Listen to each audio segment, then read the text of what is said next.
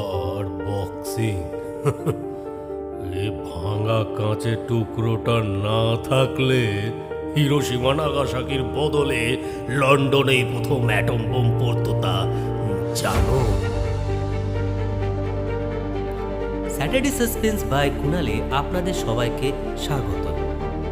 প্রেমেন্দ্র মিত্রের রচিত ঘনাদা সমগ্র থেকে আজকের গল্প কাঁচ।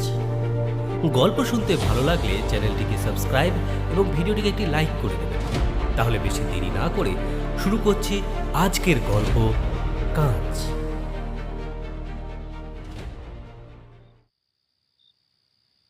কই রে, কোথায় গেল? এই তুই খুঁজে দেখলি? ঘনাদা কোথায় কোথায় গেলেন ঘনাদা? কোথায় বলতো? সবাই মিলে সারাদিন যাকে এখানেও চোখে চোখে নেই। পাহারায় রাখা হয়েছে, এই ভোর সন্ধ্যের সময় সকলকে ফাঁকি দিয়ে তিনি কোথায় পালালেন এবং কেমন করে? নিচে ওপরে ছাদে পর্যন্ত আমরা সবাই ঘুরে এলাম, কোথাও ঘনাদার চিহ্ন নেই। সত্যি কি ঘনাদা তার গল্পের বাহাদুরির খেল আমাদের প্রত্যক্ষ দেখিয়ে দিলেন? তেতলার ছাদ থেকে লাফিয়েই পড়লেন আমাদের এড়াতে। আমাদের এড়াতে চাইবার কারণ একটা অবশ্য ছিল, কিন্তু সত্যি সেটা ঘনাদার কাছে ছাদ থেকে লাফিয়ে পড়তে বাধ্য করবার মতন গুরুতর হতে পারে তা আমরা ভাবিনি। আমরা শুধু একটা মজাই করতে চেয়েছিলাম ঘনাদাকে নিয়ে। ফন্দিটা অবশ্য শিবুর। ঘনাদা সেদিন তার মৌরিষি পাট্টা করা আরাম কেদারায় বসে শিশিরে সিগারেটের টিনের শব্দ ব্যবহার করতে করতে আমাদের দু চারটে খোশ গল্প শোনাচ্ছেন। এমন সময় শিবু যেন অত্যন্ত ব্যস্তভাবে ঘরে ঢুকে বললে, এই যে ঘনাদা, হ্যাঁ হ্যাঁ হ্যাঁ, আপনাকে খুঁজছিলাম, আপনাকেই খুঁজছিলাম। শিবুর কথার ধরনে আমরা একটু অবাক হয়ে তার দিকে তাকালাম। ঘনাদাই নিজের দরকারে যথাসময়ে আমাদের খুঁজে বার করেন। এক গল্প শোনা ছাড়া তাকে গরজ করে খোঁজবার কারণ আর কিছু তো কখনো দেখা যায়নি। ঘনাদার পাশে একটা মোড়া টেনে নিয়ে বসে শিবু বেশ ব্যাকুলভাবে জিজ্ঞাসা করলে, এই আচ্ছা, কাল বিকেলে আপনার তেমন জরুরি কোনো কাজ আছে নাকি? জরুরি কাজ? আমরা এবার অতি কষ্টে হাসি চাপলাম। ঘনাদার কাজ? এত বড় আজগুবি কথা কখনো আমরা শুনিনি। ঘনাদা শিবুর প্রশ্নে বোধ হয় আমাদের মতোই হতমব্য হয়েছিলেন, কিন্তু দোস্তুর মতন গম্ভীর হয়ে বললেন, কাল বিকেলে দাঁড়াও, কমিশনারের সঙ্গে একবার, তারপরে প্রিমিয়ারকে একটা ফোন। মনে মনে সশব্দে ঘনাদা যা আওড়ালেন তাতে বোঝা গেল দ্বিতীয় মহাযুদ্ধের চার্চিল সাহেবকেও একদিনে এতগুলো দায় একসঙ্গে সামলাতে হয়নি। কিন্তু শেষ পর্যন্ত শিবুর ওপর সদয় হয়ে বললেন, তা খানিকক্ষণ সময় হতেও পারে, কিন্তু কেন বলো তো? এই না, এমন কিছু নয়। আমাদের অ্যাথলেটিক ক্লাবে কাল একটা ব্যাপার আছে কি না, তাতে আপনাকে একটু থাকতে হবে। ঘনাদার মুখ তার পক্ষে যতখানি সম্ভব উজ্জ্বল হয়ে উঠল।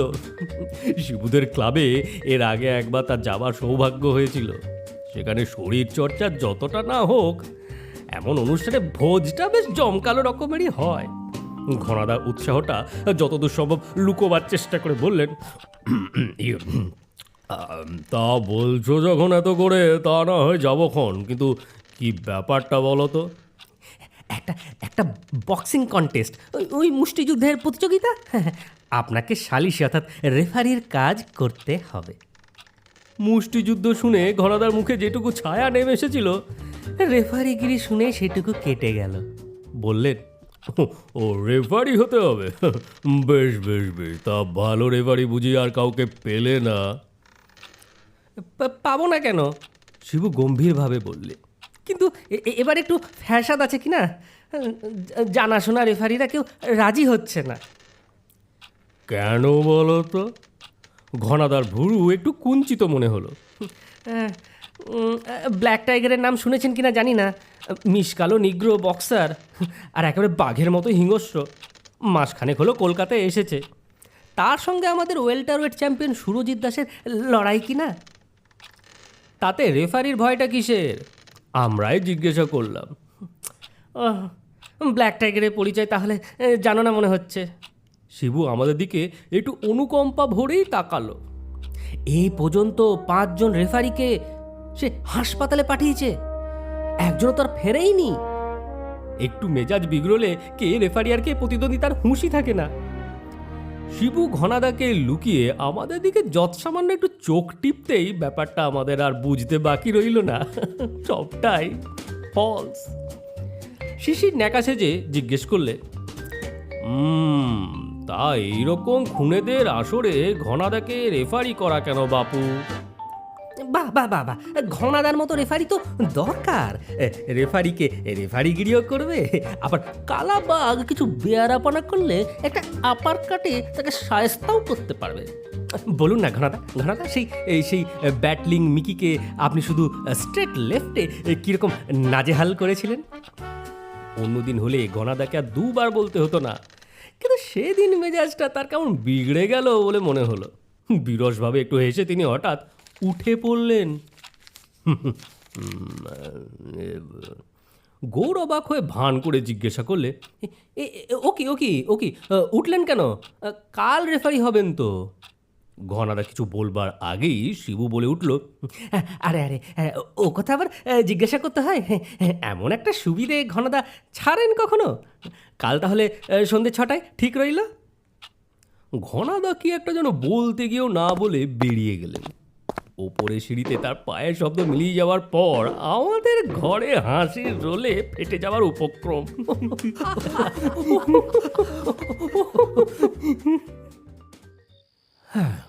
তারপর আজ সেই সন্ধে থেকে ঘনাদাকে খুঁজছি। হঠাৎ অদৃশ্য না হলে ঘনাদা যে আমাদের সকলের চোখে ফাঁকি দিয়ে বাড়ি থেকে বেরিয়ে যেতে পারেন না এ বিষয়ে আমরা নিঃসন্দেহ, কিন্তু তাহলে তিনি গেলেন কোথায়?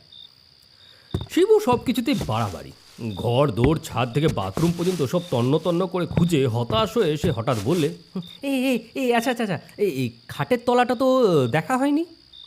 আমরা হেসে উঠে আপত্তি জানালাম, আর যেখানে হোক খাটের তলায় গিয়ে ঘনাদা লুকিয়ে থাকবেন এটা কল্পনাই করা যায় না। কিন্তু ঘরে ঢুকে খাটের তলায় উকি মেরে সত্যি থ হয়ে গেলাম। ঘনাদা খাটের তলার মেঝেতে উপুর হয়ে শুয়ে আছেন। সেই দৃশ্যটা ভোলবার নয়। খাটের তলায় ঘনাদা আর বাইরে আমরা বিমূঢ় হয়ে পরস্পরের দিকে তাকিয়ে। আমরা তো এমন হতভম্ব যে হাসতে পর্যন্ত ভুলে গেছি। ঘনাদা কিন্তু এই অবস্থাতেও এক মুহূর্তের মধ্যে নিজেকে সামলে নিলেন।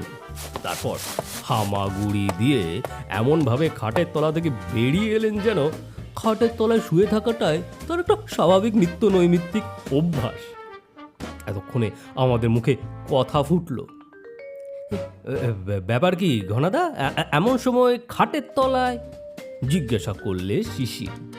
ঘনাদা কিছু না বলে গম্ভীরভাবে শুধু ডান হাতটা বাড়িয়ে দিলেন। হাতে যা রয়েছে সেটা একটা চশমার কাঁচ বলেই মনে হলো। এতক্ষণ ধরে খাটের তলায় ওই একটা ভাঙা কাচের টুকরো খুঁজছিলেন? আমি না বলে পারলাম না। তার উত্তরে ঘনাদা নাকের ভেতর দিয়ে যে শব্দটা বার করলেন, তার অর্থ বিরক্তি, অধৈর্য, অবজ্ঞা সবই একসঙ্গে হতে পারে। তারপর শব্দটাকে ভাষার রূপ দিয়ে আমাদের দিকে করুণ দৃষ্টিতে চেয়ে বললেন, একটা ভাঙা কাঁচের টুকরো কেমন? গতিক সুবিধা নয় দেখে শিবু তাড়াতাড়ি বললে, ওদিকে বক্সিং কিন্তু শুরু হয়ে যাবে। আর বক্সিং? ঘনাদার গল্প তখন শুরু হয়ে গেছে। এই ভাঙা কাঁচের টুকরোটি না থাকলে হিরোশিমা নাগাসাকির বদলে লন্ডনেই প্রথম অ্যাটম বোম পড়তো, তা জানো? জানবার দরকার নেই, শিবু দুর্বলভাবে চেষ্টা করে বললে। এখন আপনি চলুন তো। এই যাই বলেই খাটের উপরে বেশ আরাম করে বসে ঘনাদা বললেন, 1939 সালের 1 সেপ্টেম্বর, তারিখটা তোমাদের মনে আছে নিশ্চয়ই। যে মহাযুদ্ধে সমস্ত পৃথিবী রক্তে ভেসে গেল তার প্রথম স্ফুলিঙ্গ সেদিন জার্মানি আর পোল্যান্ডের সীমান্তে জ্বলে উঠেছিল। হিটলারের দুরন্ত বাহিনী সেদিন পোল্যান্ডের ওপর বন্যার মতন ঝাঁপিয়ে পড়েছে। আর আমি বেঙ্গুয়েলা বন্দর থেকে ছ্যাঁকড়া গাড়ি মতন একটা ট্রেনে চেপে অ্যাঙ্গোলার মাঝামাঝি কুয়াঞ্জা স্টেশনের উদ্দেশ্যে রওনা হয়েছি। আমার লক্ষ্য অবশ্য কুয়াঞ্জা স্টেশন নয়, সেখান থেকে কুয়াঞ্জা নদীর যেখানে উৎস সেই বিহে পাহাড়ে যাওয়ার জন্য আমি বেরিয়েছি। একটু হেসে আমাদের মুখের ভাবগুলো একটু লক্ষ্য করে ঘনাদা বললেন, ভূগোলের পরীক্ষার মতো লাগছে বুঝি? বুঝিয়ে বলছি, দাঁড়াও। অ্যাঙ্গোলার নাম নিশ্চয়ই শুনেছ? না শুনে থাকলে আফ্রিকার ম্যাপটা একবার খুলে দেখো। তলার দিকে ওই পূর্বের আটলান্টিক মহাসাগরের ধারে একটা সবুজ রঙের ছাপা দেশ পাবে একটা। দেশটা পর্তুগিজদের দখলে, কিন্তু রেলটা হচ্ছে আবার ইংরেজদের। আর ওই রেলপথ আর সমুদ্রের ধারে কিছু কিছু জায়গা ছাড়া ভেতরের অধিকাংশ পাহাড়, জঙ্গল, মরুপ্রান্তর এখনও প্রায় অজানা বললেই হয়। সেইখানে বান্টু নিগ্রো জাতের কাফিরাও একরকম স্বাধীনভাবেই থাকে। রেলের যে কামরাটায় উঠেছিলাম সেটা প্রথম শ্রেণীর, আর নোভো লিসবোয়া স্টেশন পর্যন্ত একাই বেশ আরামে সেটাই কাটালাম। নোভা লিসবোয়াতে নতুন দুজন যাত্রী উঠল। সারা রাস্তা একলা একটা কামরা দখল করে যেতে পারবো এ আশা করিনি, কিন্তু নতুন সঙ্গী দুজন এমন বেয়ারা অভদ্র না হলে ভালো হতো। কথাবার্তা চেহারা দেখেই গোড়াতে বুঝেছিলাম তাদের দুজনেই জার্মান। আঙ্গোলা পর্তুগিজদের দখল হলেও জার্মানদের আনাগোনা এখানে কিছুদিন ধরে খুব বেড়েছে জানতাম। শুধু নতুন আসছি তেলক কেটে তারা যে এখন সাপের 5 পা দেখেছে তা জানা ছিল না। নতুন যাত্রীদের লটরবহর বেশ বেশি, বড় বড় চটে মোড়া থলি, প্যাকিং বাক্স পৈতি এক গাড়ি মাল ব্রেক ভ্যানে না দিয়ে কামরায় তোলায় অন্যায়। তবু গোড়ায় তা নিয়ে কোনো প্রতিবাদই করিনি, কিন্তু জার্মান যাত্রীদের অভদ্রতা ক্রমশ সীমা ছাড়িয়ে গেল। একটা কেবিন ট্র্যাঙ্ক ও একটা হোল্ড অল ছাড়া আমার সঙ্গে কিছুই নেই। কেবিন ট্র্যাঙ্কটা বার্থের ওপর রেখে হোল্ড অলটা খুলে তার উপর শুয়ে শুয়ে আমি নতুন যাত্রীদের মাল তোলা দেখছিলাম।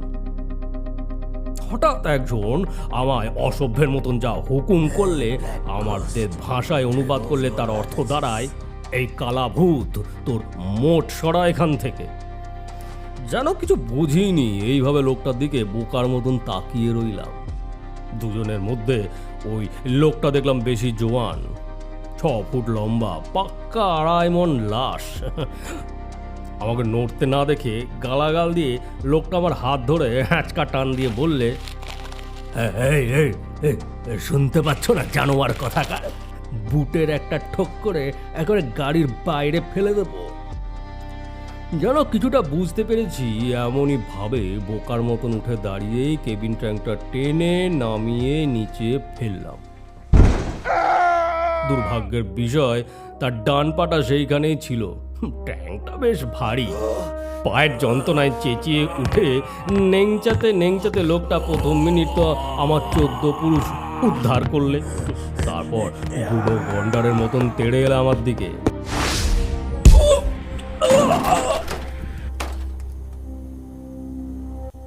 এবার একটা সিগারেট ধরালাম। লোকটা তখন ডিগবাজি খেয়ে তার সঙ্গীর ঘাড়ে গিয়ে পড়ে দুজনে মিলে মাটিতে গড়াগড়ি দিচ্ছে। কয়েক সেকেন্ড হতভম্ব হয়ে পরস্পর দিকে তাকিয়ে দুজনে গা ঝেড়ে উঠে ঘুষি বাগিয়ে আমার দিকে এগিয়ে আসছে। এমন সময় দরজা থেকে শোনা গেল, আরে আরে আরে হেড ডস নাকি? তিনজনেই অবাক হয়ে সেই দিকে চাইলাম। ট্রেন তখন ছেড়ে দিয়েছে। কামরার দরজাটা ভেজিয়ে দিয়ে পিপের মতন গোল বেলের মতন চাঁচা মাথা মাঝবয়সী যে জার্মান ভদ্রলোকটি আমার দিকে এগিয়ে এলো। প্রথমটা তাকে সত্যি চিনতে পারিনি। আমাদের কাছাকাছি এসে মারমূর্তি তার দুটি সঙ্গীর দিকে চোখ পড়তে একটু অবাক হয়ে সে বললে, ব্যাপার কি হে, তোমরা লড়াই করছিলে নাকি? এবার দুজনের মুখে খানিকক্ষণ খই ফুটলো যেন। কালা আদমির কাছে জব্দ হয়ে গায়ের জ্বালা মুখে তোড়ে বার করতে করতে তারা কিছু বাকি রাখলো না। তাদের কথা শেষ হওয়ার পর বেলের মতন তেল মাথা জার্মানি সে কি হাসি!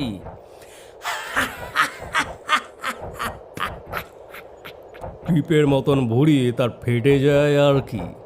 অনেক কষ্টে হাসি থামিয়ে এসে বললে,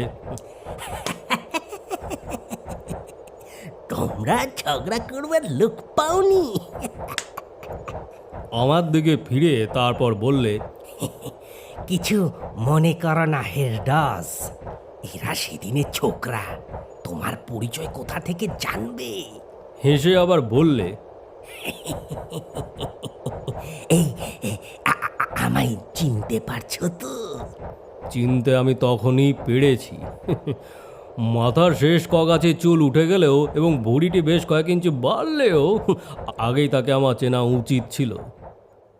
দুনিয়ার পাণ্ডব বর্জিত সব দুর্গম জায়গায় প্রাণ হাতে নিয়ে দুর্লভ ধাতুর খোঁজে যারা ঘুরে বেড়ায়, ফন্দিবাজ প্যাপেনকে তারা সবাই চেনে।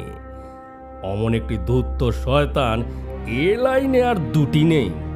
আমার সঙ্গে 2-4 বার তার ঠোকাঠুকি আগে হয়ে গেছে বলেই আমার অত খাতির তার কাছে। শুধু দেশ দেখবার জন্য এত লটরবহর নিয়ে প্যাপেন যে এই জঙ্গল মরুভূমি দেশে আসেনি তা বুঝতে পারলেও মুখে অমায়িক হাসি নিয়ে আমি তার হাত ঝাঁকানি দিলাম। একেবারে সেই শেয়ানে শেয়ানে কুলাকুলি শুরু হলো। আমি প্যাপেনকে দেখে যতটা সন্দিগ্ধ হয়ে উঠেছি, প্যাপেনও আমাকে দেখে তার চেয়ে বেশি বই কম নয়। এখন কে কৌশলে কার পেট থেকে কথা বার করে নিতে পারে তারই প্যাচ কষাকষি চলল।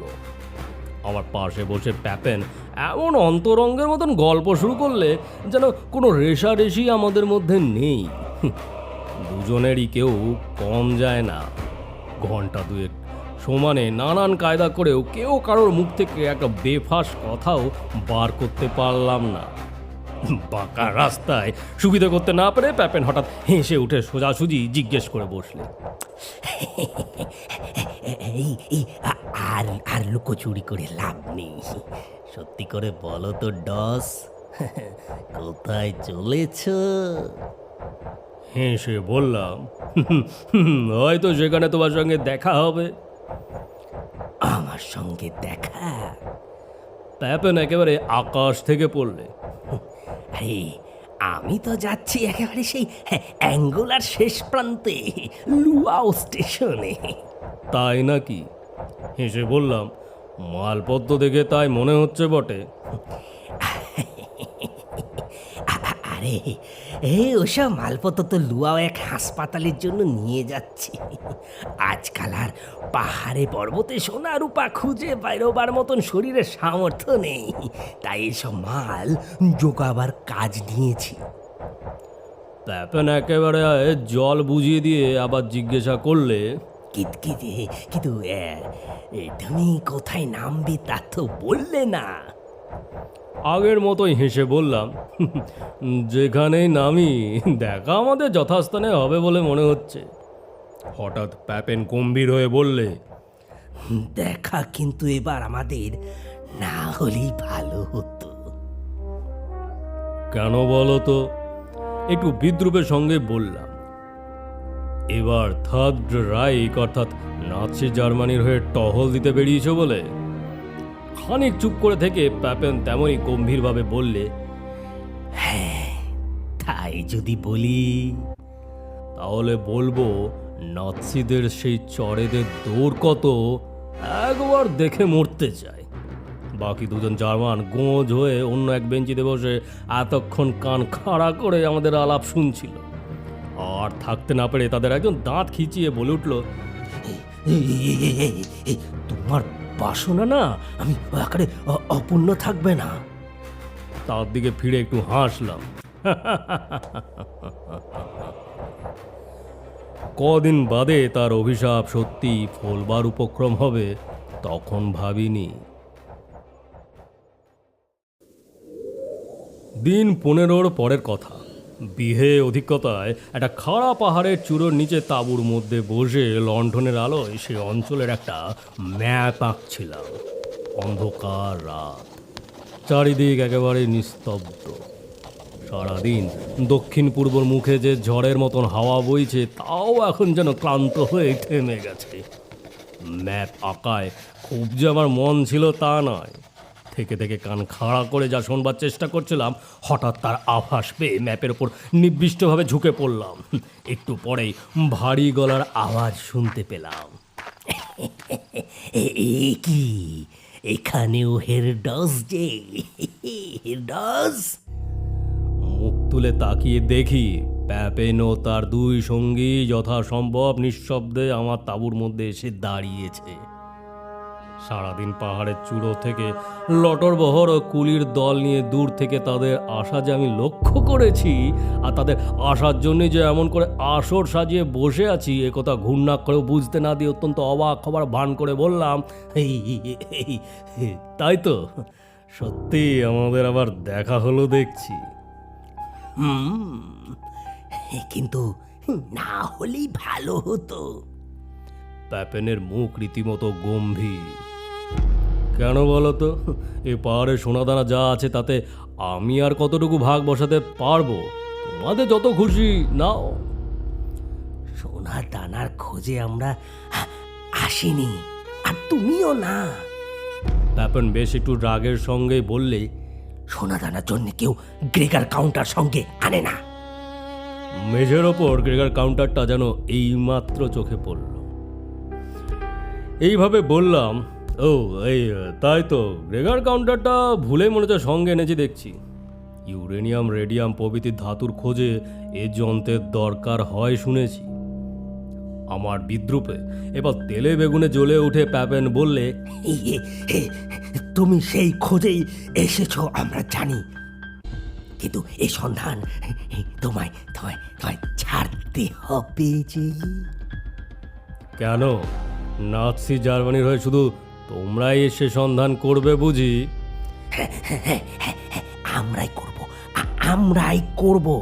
এই পাহাড়ে যে ইউরেনিয়াম ঠাসা পিচ ব্লেন্ডের শিরা আছে, সেই খবর পেয়ে আমরা এসেছি। শুধু তুমি কোথা থেকে এই খবর পেলে বুঝতে পারছি না। একটু হেসে বললাম, নাৎসিদের ওপর কেউ টেক্কা দিতে পারে তা সহজে বিশ্বাস হয় না। না, যার পায়ে কেবিন ট্যাঙ্ক পড়েছিল সে এবার হুঙ্কার দিয়ে উঠল, নাৎসিদের ওপর টেক্কা দিতে চেষ্টা করলে কি হয় এখনই হাড়ে হাড়ে বুঝিয়ে দেব। হেসে বললাম, তার আগে একটা কথা বুঝিয়ে দিলে খুশি হতাম। নাৎসি জার্মানির হঠাৎ ইউরেনিয়ামের ওপর অত ঝোঁক পড়ল কেন? এবার প্যাপেনের সঙ্গী দুজন হেসে উঠল। তারপরে ঘৃণা ভরে বললে, তোমরা যার গোলাম, সেই ইংরেজ জাতকে তাদের দ্বীপ সমেত একেবারে নষ্ট করে শূন্যে মিশিয়ে দেওয়ার জন্য। প্যাপেন বাধা দিতে যাচ্ছিল, কিন্তু ছোকরাদের মুখ তখন খুলে গেছে। থামায় কার সাধ্য? উত্তেজিতভাবে বলে চলল, রেডিয়াম থেকে শুধু সামান্য দু একটা রোগ সারাবার ছেলে খেলায় এতদিন দেখেছ। জার্মানি এবার এমন কিছু তা থেকে তৈরি করবে 10,000 বজ্র, যার কাছে পটকাবাজি। সত্যি অবাক হয়ে বললাম যে অ্যাটম বোমা এতদিন শুধু কল্পনাতেই ছিল, নাৎসিরা তা তৈরি করবে। হ্যাঁ, আর সেই জন্যে এই তল্লাটে আর কোনো ভাগিদার আমরা সহ্য করব না। সুবোধ ছেলের মতো তোমার ঘরে ফিরতে হবে। যদি না ফিরি, বলার সঙ্গে সঙ্গে দুটো পিস্তল আমার দিকে উঁচু হয়ে উঠল। পায়ে চোট খাওয়া জার্মান জোয়ান মুখ বেঁকিয়ে বললে, ভালোই ভালোই এই বেলা যদি সরে না পড়ো তাহলে। তার কথা শেষ হওয়ার আগেই প্যাপেন চমকে উঠে বললে, ওকে ওকে, ওটা ওটা ওটা কিসের আওয়াজ? কিসের আওয়াজ হচ্ছে দিকে? পিস্তলের দিকে নজর থাকলেও কান আমার ওই আওয়াজের জন্য এতক্ষণ সজাগ হয়েই ছিল। যাক, কুয়াঞ্জা শহরে নেমে আমার অতি মূল্যবান একটা বেলা নষ্ট করা বিফল হয়নি। আমার পুরনো অনুচর নোয়ালা তার কথা রেখেছে তাহলে। নিস্তব্ধ রাতের বুকে স্পন্দনের মতন সুদূরে দ্রিম দ্রিম আওয়াজটা এবার স্পষ্ট শোনা গেল। প্যাপেন কাঁচা অনারি লোক নয়। আফ্রিকায় এতকাল ঘুরে এ শব্দের ভাষা সে বোঝে। সঙ্গীদের একজন কি বলতে যাচ্ছিল, তাকে ধমকে থামিয়ে অনেকক্ষণ ধরে এক মনে সে একটানা সমস্ত শব্দগুলো শুনে গেল। তারপর আপনা হতেই তার চোখ আমার উপরেই এসে পড়ল। মুখটা যথাসম্ভব করুণ করে বললাম, আমি সত্যি দুঃখিত প্যাপেন, আমি সত্যি দুঃখিত। মনে হচ্ছে আমায় সরিয়ে দিলেও এই তল্লাটে তোমরা বেশি দিন টিকতে পারবে না। প্যাপেনের মুখ তখন বেশ ফ্যাকাশে হয়ে এসেছে। গম্ভীর মুখে বললে, জঙ্গলিদের ঢাক তো তাই বলছে।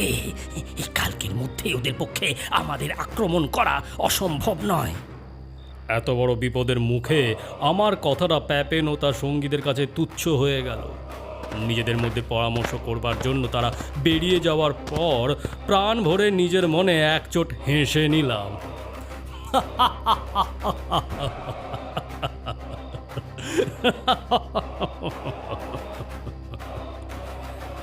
নোয়ালাকে দিয়ে সময় মতন দূর থেকে ঢাক বাজাবার ফন্দিটা এতখানি সফল হবে কিনা সে বিষয়ে মনে একটু সন্দেহ সত্যি ছিল।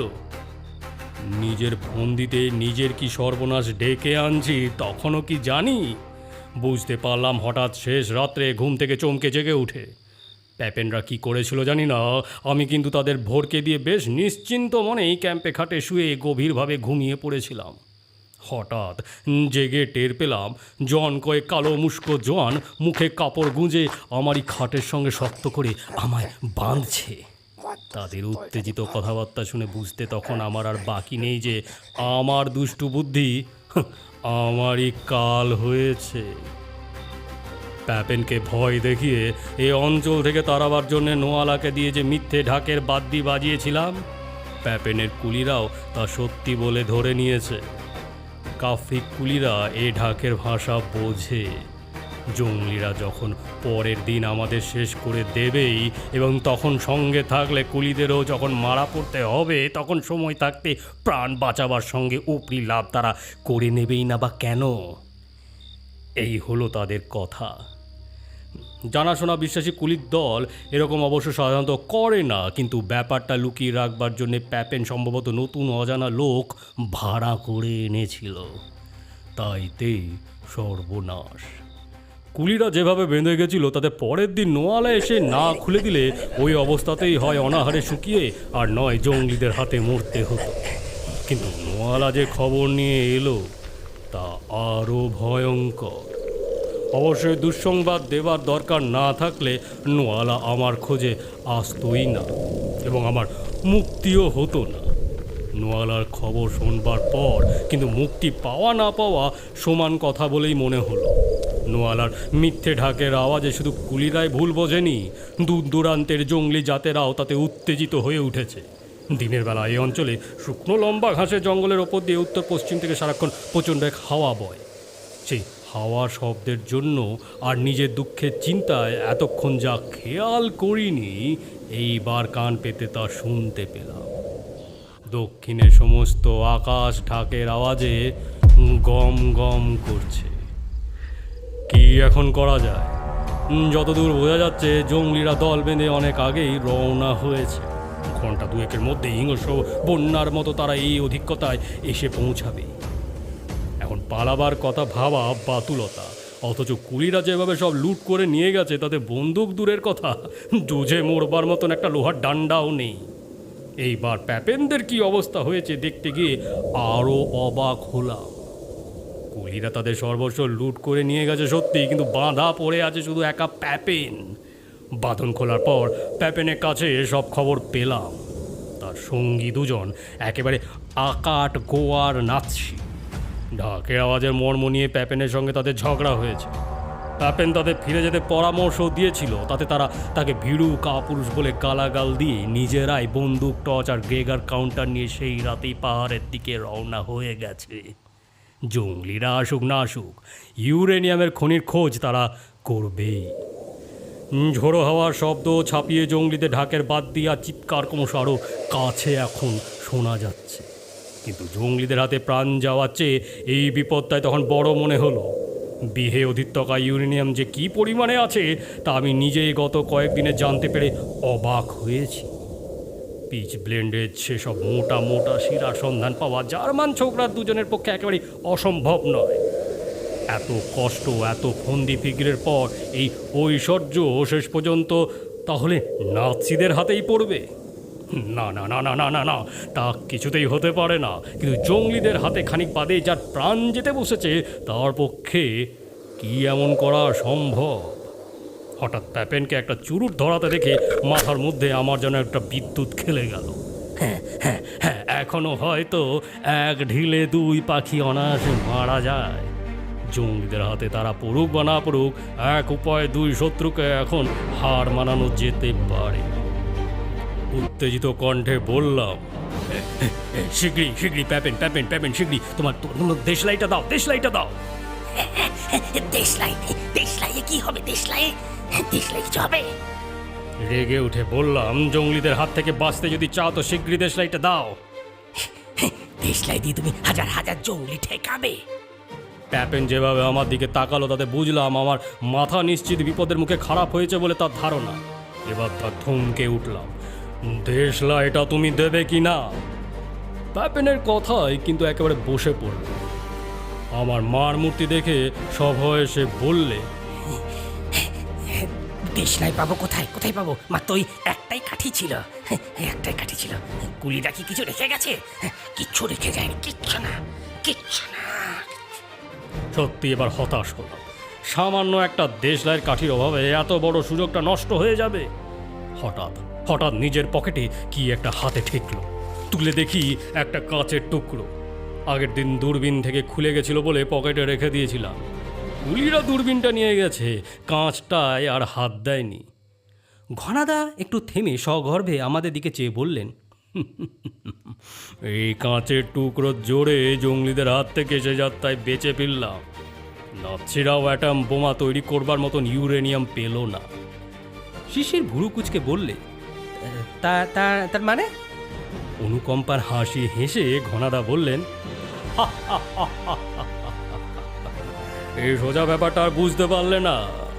আগেই তো বলেছি, বিহে অধিকতায় সারাদিন উত্তর পশ্চিম থেকে একটা ঝোড়ো হাওয়া বয়। সমস্ত অধিত্যকাটা তার ওপর শুকনো ঘাসের জঙ্গলে ঢাকা। এই কাঁচের ভেতর দিয়ে সূর্যের আলো ফোকাস করে সেই ঘাসে আগুন ধরিয়ে দিলাম। আর দেখতে দেখতে কোটি কোটি নাগনাগিনীর মতন সেই আগুন দক্ষিণ দিকে যত দূর যায় ছড়িয়ে গেল। জঙ্গলিরা আমাদের আক্রমণ করবে কি? প্রাণ নিয়ে পালাতে পারলে তখন বাঁচে। আর নাৎসি ছোকরারা যে আগুনে যদিও রক্ষাও পেয়ে থাকে, তাহলেও ইউরেনিয়াম খোঁজবার ফুরসত আর তাদের মেলেনি। হঠাৎ শিশিরের হাতটা টেনে নিয়ে হাত ঘড়িটা দেখে ঘনাদা বললেন, ওহো হো, তাই তো শিবু, তোমাদের ক্লাবের অনুষ্ঠানটা তো শেষ হয়ে গেল দেখছি। আজ আর গিয়ে তাহলে লাভ হবে না কিছু। শিশিরের সিগারেটের টিনটা ভুলে তুলে নিয়ে ঘনাদা উঠে গেলেন, আর আমরা থ হয়ে বসে রইলাম। এখানেই সমাপ্ত প্রেমেন্দ্র মিত্রের রচিত ঘনাদা সমগ্র থেকে আজকের গল্প কাঁচ। গল্প শুনতে ভালো লাগলে চ্যানেলটিকে সাবস্ক্রাইব এবং ভিডিওটিকে একটি লাইক করে দেবেন। অসংখ্য ধন্যবাদ।